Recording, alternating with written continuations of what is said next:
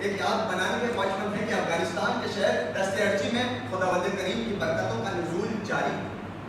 ننے فرشتے قاری کی آواز میں آواز ملاتے ہوئے آخری لفظ والناس ادا کرتے ہیں. سال ہر سال محنت پر سندیں وصول کی جاتی ہے, دستار سروں پر سجائی جاتی ہے, گویا ہر طرف جشن کا سما ہو. عرش پر دھوم مچی ہے اور فرش پر حفاظ کرام بھرپور تیار ہو چکے ہیں کہ اچانک برق رفتار گولے کنڈوز کے پھولوں پر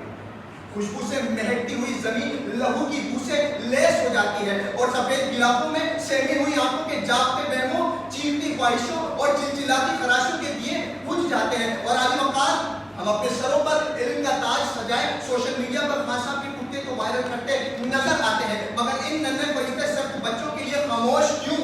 کیونکہ اے شہر تیرے اہل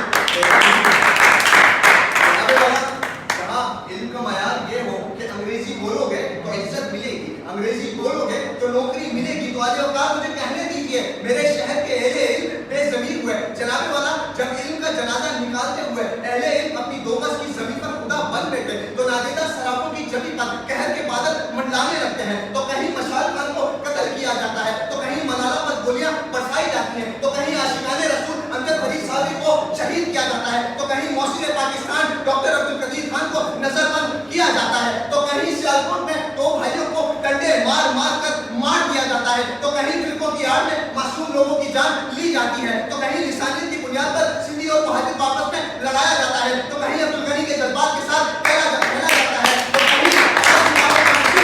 کہیں بننے پر مجبور ہوتا ہے. تو عالم وقار مجھے کہنے دیجیے کہ اے شہر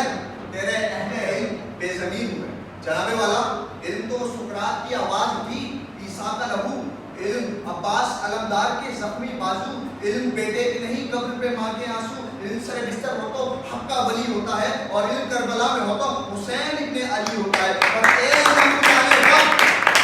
سن لو, سوال تم نے کیا, جواب ہم دیں گے. عدالت